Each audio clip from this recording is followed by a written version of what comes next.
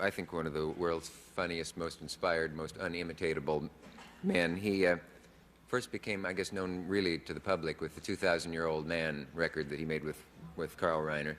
And then he and I made some Ballantine beer. Can I say that? Commercials together, which played in the radio for a long time, for about a year, and were very funny, but didn't sell the beer, apparently. But people tried to buy the commercials, which is sort of amusing. And Mel Brooks won an Oscar for his The Producers. Certainly one of the world's weirdest men, Mr. Mel Brooks. Yeah.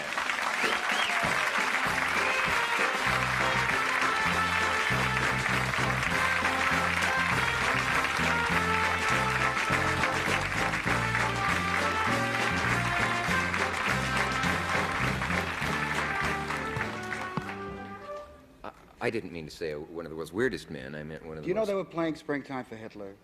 Is that what that was? Yeah, that's right. Thanks a lot, Bobby. Somehow you just don't resemble him. I don't know what it is, but... Well, I'm not political anymore. We have a little place in Argentina. We grow coffee, doing our best. That's so. Say, you're an Oscar winner. We were just discussing the Oscars. I don't know if you were paying attention Yes, to that. I am an Oscar winner. Mm-hmm. I'd like to thank... Are you going to use yours for a doorstop? Still thinking. My Oscar... Where is your Oscar? My Oscar. My Oscar's living in Detroit now. Well, Lord Alfred Douglas. Sorry. My Oscar is on my mother's credenza in Brooklyn. Oh, no. It sits there with my Emmy and my Really? Mammy. I thought your mother was in Miami. Everybody in the building comes in and to see. It looks very good tonight. Is she proud of it? Does your mother know what you do? All mothers are proud of everything. What do they know? What can I tell you?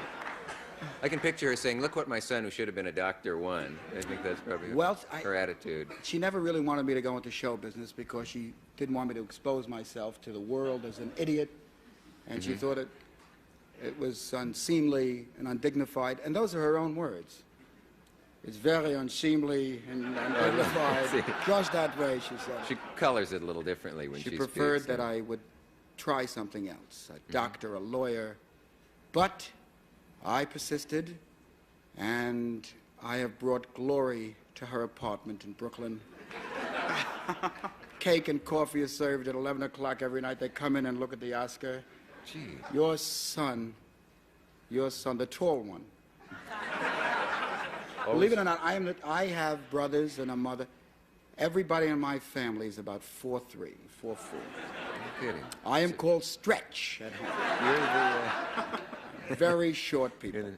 Well, your wife, Anne Bancroft. Baxter. Do you ever make that mistake? That would be unfortunate. No, I never have. I wouldn't think so. No. Somehow. Where does she keep hers? Her Oscars. Wait a minute. What's she won? She's won an Oscar, 2 or 3 British Academy Awards, the Cannes Film Festival, Tony 2. She's won a couple of awards. Yeah. Also on her mother's TV set in Yonkers. Oscars go to mothers. Oscars go to mothers. That's the title of my next musical. Oscars go to mothers. Oscars go to mothers. Yes. Yes. You can take anything and turn it into art. I It's sure amazing. can destroy any. Bobby, are you going to catch everything? You're up tonight. Okay. Two Jews got off an Arab. There you go. Mel used to be a. I think we should explain that to Iowa. Mel used to be a comic for a time in what we call the mountains, I guess. When you actually went that route. Yes, I used to do a stand-up thing. I learned just how to do it. You put your hand here and you say, "Good evening, ladies and germs. Welcome to a bang-up variety show presented by for the boys here at the Good Luck Inn. We have a swell high club for tonight, loads of talent, lots of... The girls will be out in a minute. Girls will be coming out. Wait, give me a break. And I'm going to be your MC. That's short for mental case. I just flew in from Chicago, and boy, my arm's tired." Did you actually do all this? I did. Mice or hunchback. I did those jokes. You didn't even bother to do the first part, right? I used to say she was so skinny, the waiters check your umbrella. But I became very, very tired. I worked in the mountains, and I really got sick, filled with despair each night. every night, another string of dopey jokes, another dopey crowd eating sponge cake and drinking schnapps in the back. Must have been And so awful. I decided that I would pioneer and I would do intelligent material. Ah. So one night I went out, I said, ladies and gentlemen, I decided to do something a little freaky. I said, ladies and gentlemen, man of 1,000 faces. 1, 2, 3, 4, 5. Now they waited for 1,000 faces. They waited. They said, well, 76. They waited. Hit 1,000 faces. 88. That takes nerve. I think most people would have dropped off after 350. The next night, the mice were hunchback. Right? Right back again. You're up to your ears now in I sure am. in a film, I mean, in a Yes. new movie. As a matter of fact, sitting in the front row, Alan Heim, my editor, who was denigrated by Rex Reed, all the editors, my film editor, my chef de montage, sitting there with his assistants, Walter Rappaport, Richard Goldberg, sitting there, and his girlfriend, Josie. Sitting. How do we know you're not And, making up these names? No, these are normal Jewish people sitting right there. They certainly look normal. Is that true? Alan, is that true that editors don't vote for directors who are working with editors? Just say yes or no. You're not on the show. Only California. Only California. See, in New York, this thing doesn't go on. You notice that the house lights went up for 2 You words? know, as a matter of fact, Dee Dee Allen works with Arthur Penn, and she's a very, very respected and, highly appreciated film editor. They all hate her in California. They hate her in California. They're crazy in California. Because she's from New She's from York? New York, yeah. Oh, I see. Yeah, but she's respected. Is it necessary to be respected to be a good film editor? How so? Well, you said she's very respected. You mean? No, I mean, she's done, I don't know, Bonnie and Clyde. I some see. marvelous She's done films, a lot and, of good things. She's held in high esteem. Oh, yeah. You just made a film in Yugoslavia. Yes. Is that not true? That's true, sir. Why would you go to Yugoslavia when you can't you find locations in America Well, that look like it's- Yugoslavia? Oh, there's no time for you to answer that. We will be Well, I'm right- going to answer it anyway. I don't care about your stinking commercial. We'll be right back. He's going to answer.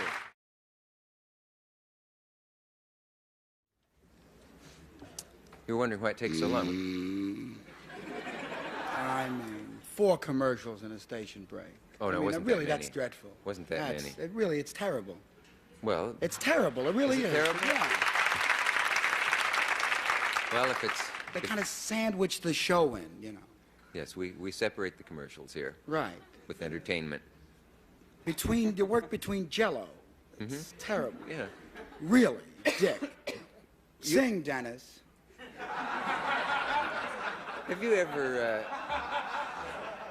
ever been censored on television? Is there ever anything you've always wanted to say that I've you always couldn't? wanted to say, right? Oh, yeah. Just thought I'd ask. Yes. Your comedy is very clean and... One time I did, you once asked me a question, Yes, and it was, that was censored. Was it really? No, maybe there wasn't any time for it. Remember that when I was on Dick's show, Yeah. the morning show, and he said, "What would you like to say or do that you never have in front of millions of people?" That's right. You were standing center stage, commanding the audience. And I said, "Give me a little, Bobby, just a little, no, kind of like glory music, quiet glory. That's it." In 1941, the Japanese had the effrontery to attack our great nation. Tonight, on this stage, we're going to answer that attack. You ready? What are you going to say? That's all I That wanted was it. to say. That was it. Yes. Now, how we were going to answer it, I didn't know. No? I'll tell you the truth. You I really didn't know where you were going. We didn't You'll have a just take big a chance answer like to it. that? There was World War II. I mean, that Mm-hmm. answered some of it. But I thought that we could come up with something to kind of put the question at ease. Mm-hmm. And we didn't. Yeah, we didn't. But it was certainly worth the effort, and not a lot of people would have the courage to state a thing like that. That's quite do true. that. Get to the next question, Yes. you're dying. That's so. Well, I wanted to hear about your film in Yugoslavia. Why did you shoot a My film film in Yugoslavia. Yes. Yes. Well, we did it in Tadeo and Vistavision. Well, we were thinking of doing it in 185 or 166. But somebody said, you better do it with a camera or else nobody's going to see it. So we got a couple of brownies. We did a movie in Yugoslavia, and we lived in Belgrade, the very heartland of Yugoslavia. We lived there for 6 months in Belgrade. The whole city is lit with a 10-watt bulb. I ate nothing but kasha 3 times a day. Those are groats. Wheat. Oh. It's mush. That's it. That's what it is. It's a Yugoslavian dish. We lived there in Yugoslavia, in the mud, in the fields. If you go to Yugoslavia, don't pack a horse and wagon. They have many of them there. Don't have to take that. Everything else, everything possible, take it. Leave a horse and wagon home. Really, they're short of equipment there. Are they in certain... We said we're doing a movie. They said, great. Fine, terrific. Just do it anywhere. And I said, what about a camera and lights? And, oh, no, we don't. You want a horse and wagon? Get your horse and wagon. Kind of limits you, doesn't it? Yeah. And we had a Yugoslavian sound crew to begin with. And I'd say to them, we'd do a take, and I'd say, have you got it? And they'd say, kak tu vajeć? I'd say, did you get it? They'd say, haluchit. I'd say, did you get it? Hvala lepo. I said, if they don't understand English, how can they be the sound crew? And the producer said, good question. Good, we'll get an English sound crew. So they flew from England, sound people. We had a Yugoslavian sound crew for about the first month of the picture. Didn't know what we were talking about. Did you have to scrap a lot of work? Have you got that, Janos? Halach. Heard a few words, he said it's terrific. Isn't the plot concerned with Russia, though? Yes, the plot takes place in Russia, post-revolutionary Russia, 1927.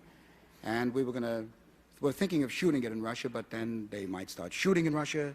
So we said, we'll get close to Russia. We went to Yugoslavia, Byzantine architecture, beautiful fields, and a lot of wagons, horses and wagons. More wagons. Actually, I don't want to sound, derogatory, pejorative about Yugoslavia because they are great people. They're marvelous people. Seriously, if the Russians had attacked or, invaded Yugoslavia like they did Czechoslovakia, the Yugoslavians would have fought and died to the last person. They just simply would not have. That's so. The Russians have incredible respect and the brushstroke of fear for Yugoslavia. I mean, Was there any danger of that while you were there? Were you ever nervous? Yeah, they had a bit of a contretemps. There was a Russian ambassador came over to straighten it out. But we were nervous for a few days. I mean, that there'd be a few bullets whizzing by, but they settled it, Do you find that action of that kind would upset you? Or you? Death always makes me nervous. That always. A little death, you can't eat rice pudding, True. Very bad. Especially in the morning you wake up, you die the rest of the day. You have nothing to do. No fun anymore. Finish. Right. Who's in the movie? No. Ron Moody is starring in it. Oh. He was Fagin in Oliver, and I think he's marvelous, but, it's not my place to say. A New York actor by the name of Frank Langella, Oh, he's who has wonderful. never been in a film. Yeah. He did Cry of Players at Lincoln Center with my wife, and I saw him in that production, and I thought he was terrific, and he's terrific in my picture. He's good. He did something with my wife once. Would you care to tell us about it on the air? What did he You're do? supposed to get the Yeah. laughs here. I shouldn't have said. No, they were in a play together. That's what I mean. Let's quickly move on to the next Right. thing, shall we? Hey, I know you don't like. And Dom surprises. DeLuise, let's not leave out Dom DeLuise. He's in the movie. He plays a Russian Orthodox priest. He finds out that there are some jewels, and he rips off his cross and his cassock, and he's off. He's a terrible person. Dom DeLuise is a funny man. He's really funny. Hey, when we come back, can I surprise you with something? I don't know, you want to talk about it first before Well, you do? actually, we have something here. Do you mind if does this mean anything to you? Ah, yes. Mr. Yes. Brooks has invented a character, a wine taster, dear to the hearts of everyone who's ever met him. His name is... What is his name again? Peel tongue. Any name. That's good enough for me. We have a glass here, or beaker, Yes. whatever you prefer to call it, Mr. Latang, and we wondered if you would show us what exactly you do in your line of work. Of course, of course, of course. Perhaps you could identify. Chateau Mouton, Blanc, 58. No. 59. 62. No, no.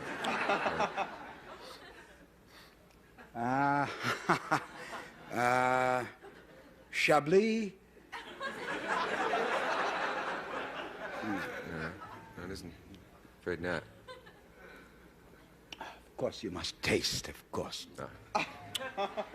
It's a Marc Lafitte Sauterne, 1929. There's nothing like it. There will never be No, a it wine. isn't. That's It's not- that's not correct. It's not Marc Lafitte. Take another little taste, a little off tonight. Little pepper for lunch, you know, destroy the taste bud. Okay? It's beer.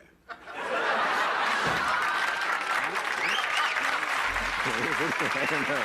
Not? No, I think not. Is it chiclets? No. No, I'm afraid you're not even warm. It's a potato knish. It's farmer cheese. No, no, I'm afraid you're really way off now. Goobers? No, you're far from No? it. I don't know what it is. We'll be back right after this.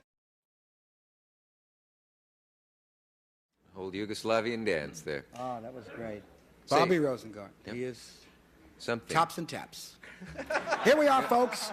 Here we are back with the extravagant Gentile and Wonder Jew. A great juxtaposition of textures. That's good enough Yeah. for me. Here we are, back again, Twin Cities, St. Paul and Haifa.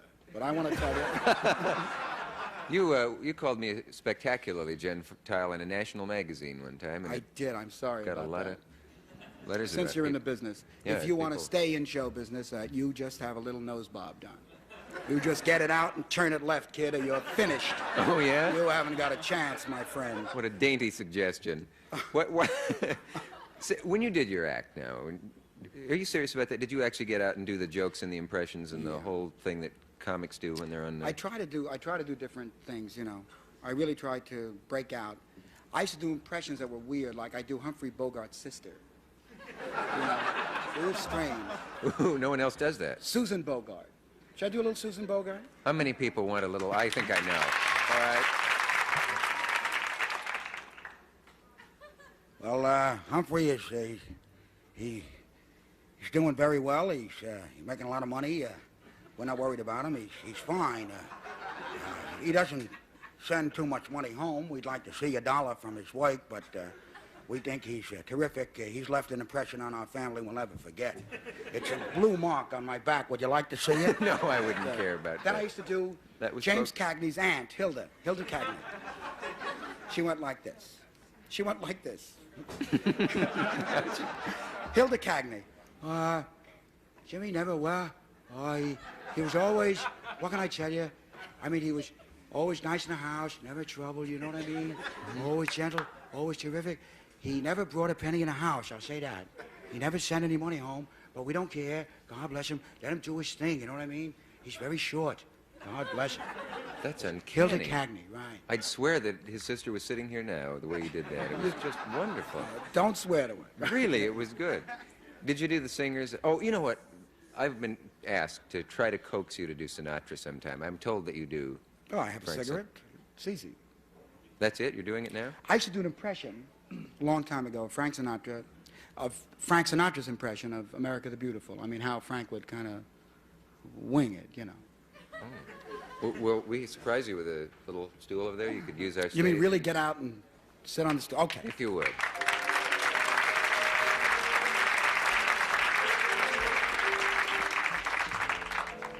Frank Sinatra, America the Beautiful. Got it? Okay.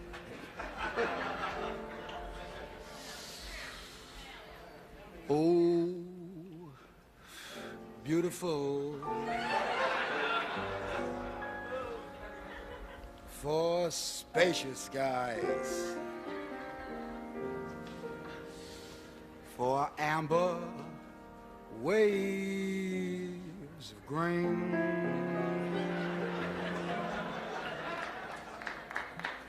for purple mountain majesty above the tutti frutti plain. Ooh, America, hey, America, God shed his grace on thee and sort of kind of crown like that with a big fat gang of motherhood from C Scooby-Doo to C Shooby-Doo. Well, you know the tag. That's...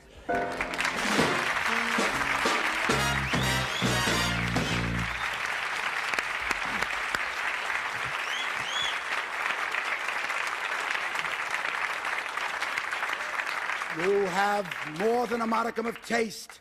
You're a very smart, good audience. You're all... Thank you. Listen.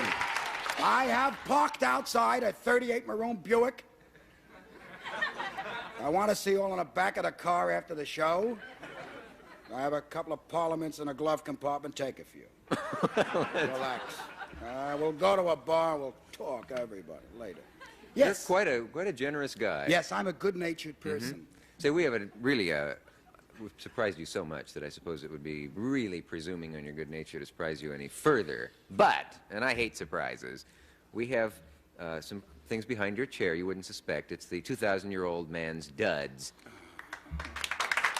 Well, Now you don't have to. hold it. Don't You force can me reject into it. this. I forgot the whole act. I usually do it with Carl. Oh, well, And, I resemble Carl. Yes, in your shoes you resemble Carl. No, but I mean, I'm just talking about the physical dimensions that are different in terms of, face, physiognomy, etc. Why don't we, during this message, let you decide, wrestle with your soul, and see if you think you could do it. We'll see you in an hour, folks. We'll be right back. Here we are. Chapeau. Okay. It's not All the right. best one, but Will it do? sure. Can you what- make do with that? I don't know why the 2,000-year-old man Can't. wears a cape. It's the worst cake. They How got many- me the worst. I died. Wonderful.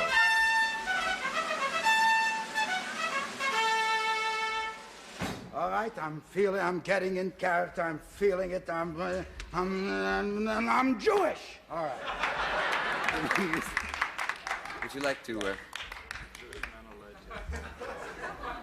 It's an honor to see you again, sir. You are, as we all know, Cockamamie King. Yes, sir. How are in you? all of your 2,000 years, I doubt if you've seen a cane exactly like that one. but Never. That's the best that It's we the could. best knob, and I've never seen. It's an orb. All I need is a scepter, and I can go to Julie's party. All right. What is When were you born, sir? Exactly, so we can clear that up. let me see. I don't have enough digits. I couldn't do it. I was born about roughly 2,007 years ago. So, roughly. 2007. So you're more than the 2,000-year-old man. A You're little older, much more yes. than. How we say 2007, young, not to curse ourselves. Yes, I see. Cute.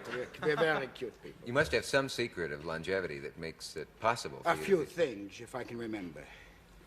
One of the main things that's kept me rolling along and singing a song for so many years, excuse me, is exercise. Exercise has kept me happy and snappy. I think exercising. Every morning I open the window, I go by the window, and I crash to my knees and I pray to God, please don't let my heart attack me. Give me another day. That's my exercise, mainly praying to my Lord. You don't do any Keep jogging. up the good or- work. Any, What's any jogging? jogging or What is it? That's running in place and exercising Running the body. in place. What's the purpose? Well, the purpose is to keep the body in good tone. and Where keep- do you go? Well, you probably end up in the same place, unless, of course, you run across a large area horizontally, or if you describe a trajectory by going over a hill of some sort. That would be You another describe form a of- trajectory. How would you describe a trajectory? Well, it would be very difficult. I have never seen a trajectory. That's merely a figure of speech, or it's actually in physics, it describes a curve. I met a girl in a bar once. I think her name was Trajectory. I see. Trajectory Phillips. I'm sorry I got into We used to call that. her Traj. Go ahead. Traj, was that it? Well, you probably have an advantage over all of us from you know how a lot of things started, like language itself. We use words all the time. Can you remember when? I'll be finished. I say language. You probably were around when it was invented, 2,000 years Oh, ago. yes. So Before I was there when it started. I mean, when I was a kid, you know, I'm not talking about the old days, George M. Cohan. I mean, way back. Way back. Way back. We didn't have language. We used to say to each other, woof. It's a marvel you could communicate that Woof way. was good already. Woof. We didn't. Then words came. Words came to describe things because we would say, hand me the We didn't know what to give them. So we made up words. And words came about how the object came to be. We made up the word. For instance, egg. Egg, the word egg. Egg. You see, an egg. How did they get the word egg? Where did it come from, an egg? Why did they call it an egg? Why didn't they call it a glass? But it's not a glass, it's an egg, right? Egg. So we watched a chicken, watched it, constantly looked on it, and with fierce looking and attention to the chicken. We watched it for hours and hours. We looked at the chicken. We watched it, and then as the egg came out, we heard, egg. We called it egg. That's how you got the name. Very good. It's a reason. There's nothing is a mystery. If you got brains, it's all understanding for what it is. I see. Is that a speech impediment that you have? That No, sound you it's just made? to get a laugh. It's a laugh. See, Oh, that's you're a bit of a vaudevillian, aren't you, sir? Yeah, I see. Surefire laugh getter, is it? Yeah, unfortunately. Yes. What have you done through the ages to earn a buck? Well, I was in many businesses, many opportunities, and I like that. Very But fond the of it. first job I had in the world, the first I was in business, I was in religion. I was one of the first in that. I saw it coming. I said, this is going to be big for a few thousand years. I'm getting it. In the ground floor. Religion itself? Religion, yes. Worshipping and everything. I jumped in there. You saw a good thing. I saw a good thing. I was the first manufacturer in the world of the Morgan Dove, the Jewish Star. I made them. I had a factory, a big cave. And I employed 6 workers, each with a point. And a given signal, go, they would run together and make a Jewish Star. Fusing. Incredible. 6 points. And there was a lot of accidents. Sometimes the point would be the wrong way. They would I expect. crash into it. But there was no workman's compensation, so we didn't care. You know, we got another point. What do you have planned for the future, and how much future do you think you have? About 40 minutes.